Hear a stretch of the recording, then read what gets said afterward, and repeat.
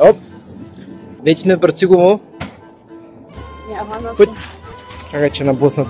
Голям трафик има тук, като каза доста оживено и даже не е село, а е община. Много яко съм възлагал. Ето, даже е град. Добре. Та дойдох при женичката си, поздрави хората. Като цяло е много приятно тук. То е чисто възрожденско селище. Пълно е с различни модели. Даже това е родното място на масово са и такива. Самото село, самият град има какво да се види, дори и да видите за ден-два. Има, мисля, 4 музея. Има музей дори на гранчарството. Първата професионална гимназия по гранчарство отворена дори тук. Има история, както се казва това село. Има наистина голяма история. Къщата на братя Попови, които са участвали в комитета, също е тук. Тя е направена като музей. И общо взето хареса ми самото градче. Спокойно е, но както се казва, бих идвал тук за ден-два да си почина от забързаното ежедневие. Не бих се нанесъл реално да живея тук. Каква е срамеждава моята женичка? Мисля бе. И сега се разхождаме из селото, да го разгледам аз, защото аз за първи път идвам тук и не знам за какво иде реч. И отиваме. Къде каза, че отиваме? На Възрожденския парк. Отиваме на Възрожденския парк. Ето тук сме.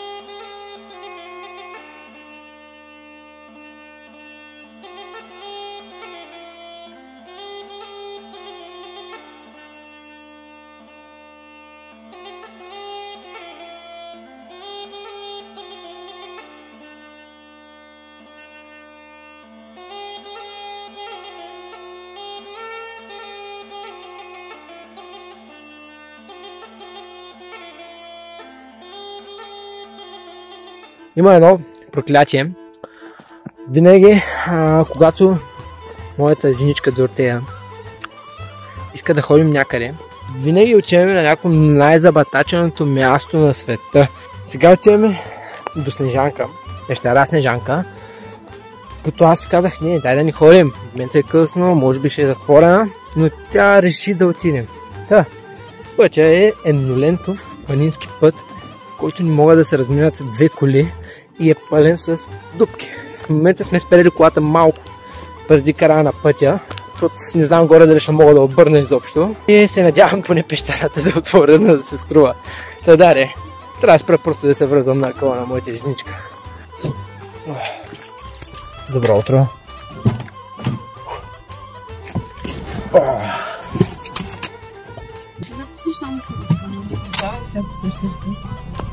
Днеска станахме раничко и смятаме да отидем малко по Балкана до язовир Батак, да покараме малко каяци. После на връщане ще минем да вземем жива риба, която ще си я правим. Вижте каква ми е хубава моята женичка. Айде! И утре идва деня, в който ще стигнем до съществената част на този влог, а точно да отидем на 7-те Рилски езера.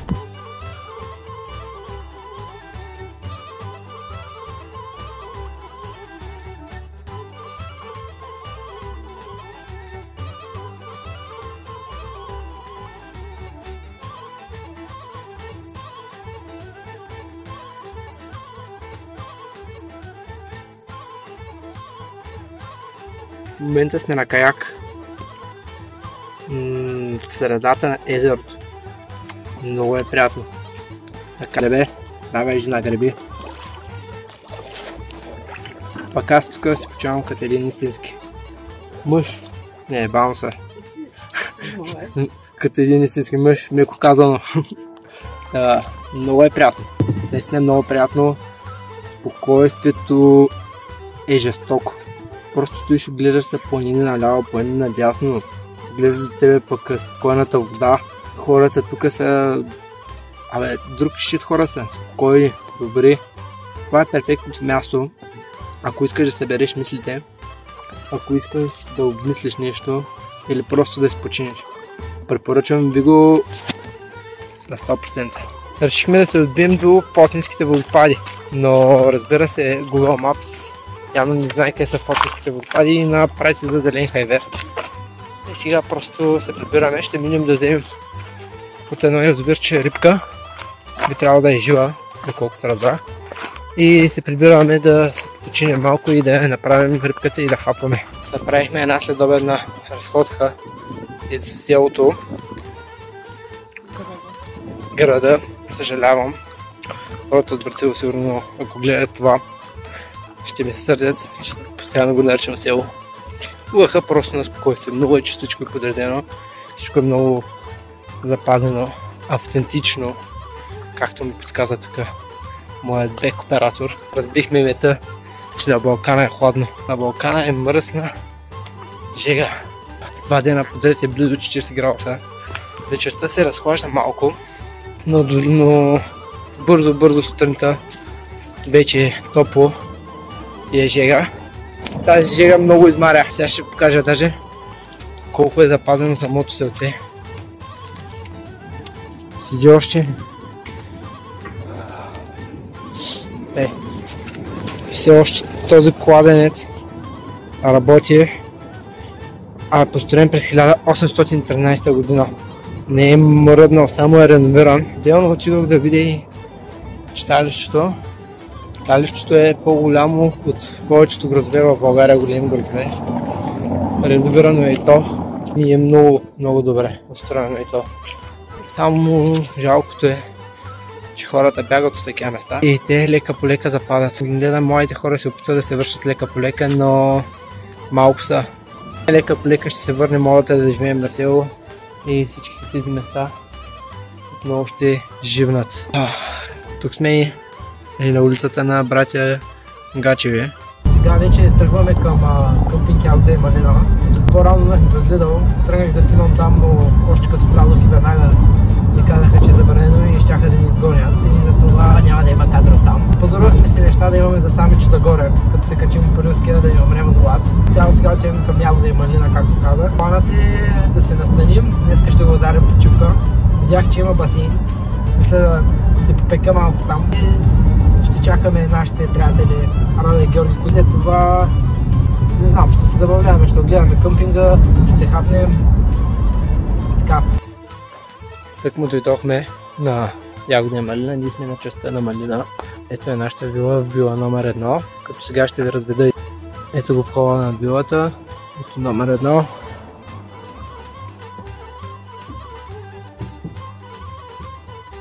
Като тук имаме стандартен телевизор, диванче, не е кой знае какво, малко скромно. А тук е банята, всичко е стил алпински вид.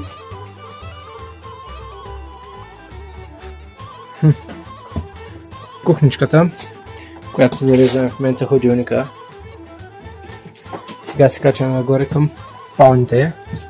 Стълбите са малко стръмни.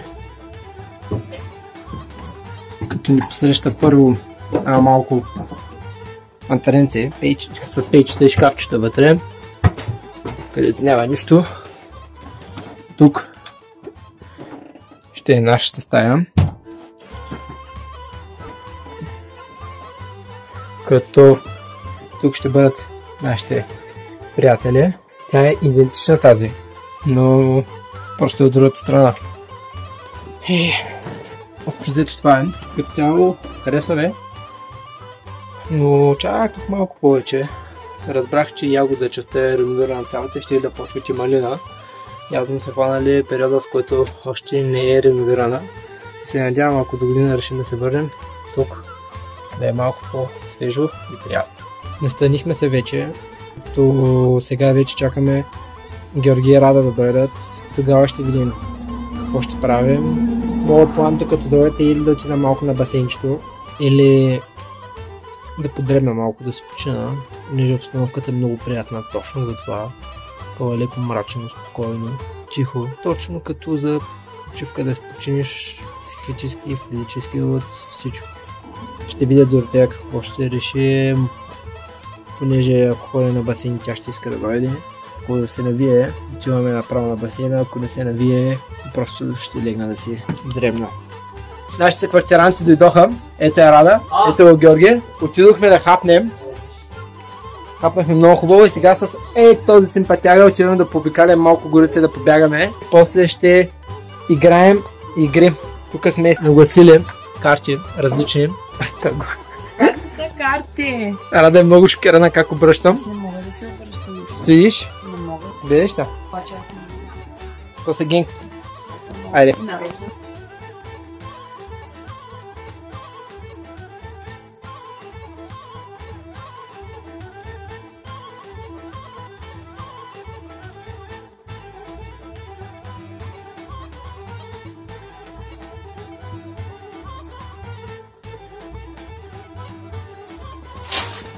Върнахме се с Георги от бягането и се нарядахме една много хубава студена джиня. Страшна е.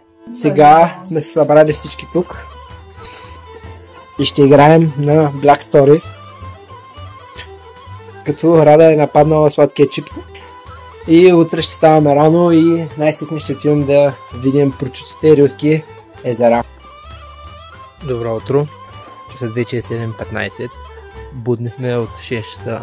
Интензивно се подготвяме за изкачването. Станахме, направихме си сандвиче, пихме по едно кафедзе и сега аз дойдох да прибера малко от багажа, трябва да се оставя раницата. Чакам ги другите да дойдат и след това се запътваме към езерата.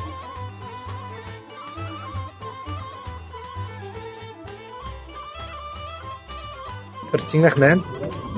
Ето е нашата група. Чакаме на касата в момента да си купим билети за лифта и след това се качаме с лифта нагоре.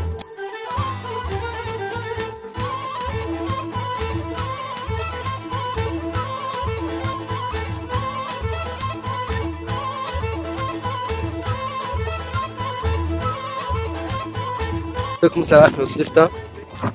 Беше наистина много успокояващо, много приятно. Тук горе гледката е скандална. Просто е нещо невероятно. Сега почваме нашия пешеходен преход нагоре към самите Рилски езера. Мале, каква гледка! Това е невероятно! Ето тук жената прави някакви изчанчени изпълнения да направи готини клипчета.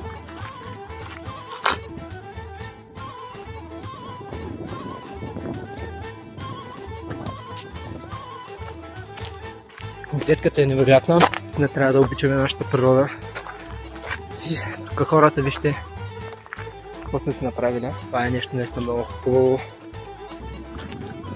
Трябва да си пазим природата, да пазим горите. Понеже България е една от малкото страни, които остана с толкова зеленина, толкова паркове на такава малка площ. Как да не си обичаш страната, като се замислиш, имаш всичко това. Имаш морета, имаш страхотна култура, страхотна история. И това смятам, че трябва всичко това да го опазим, трябва да го съхраним и за бъдещи поколения, защото това ни отличава от света. Това ще ни отличава от света. А ние трябва да сме горди българи.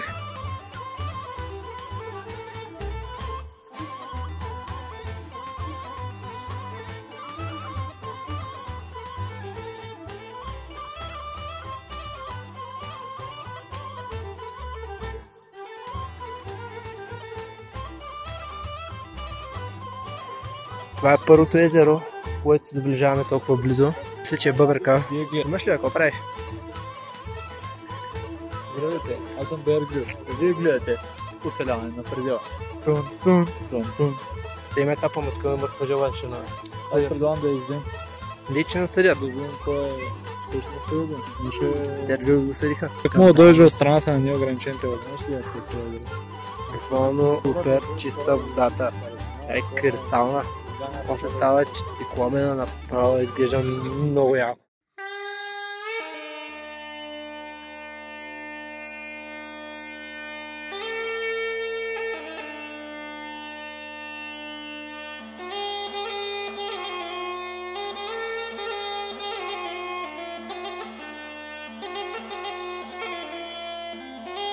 Качихме се, стигнахме до окото. Максималната дълбочина е 37 метра. Тях ти мога да повярвам как е такова малко езеро има такава голяма дълбочина. Както и при бъбърка. Тук просто е уникално. Водата е уникално чиста. Много е запазено. И наистина много се радвам, че дойдох да ги посетя най-сетне тези езера. Прибрахме се от Рилските езера. Наистина беше уникално. Особено за мен, аз отдавна искам да ги посетя. Бях ги виждал само на снимки, обаче и много натварващо. Да се качиш догоре, най-горното, след това да слезеш всичките тези камъняци. Не е лесна работа. Краката ме болят, изгорял съм жестоко по ръцете и по краката. Изгорял съм на чорапи и на тениска. Но си заслужаваше, наистина уникални гледки. Та да, беше наистина много хубаво. И сега плана е, днес ще се починим вечерта. Утре стягам багажи и отново газ към Варна.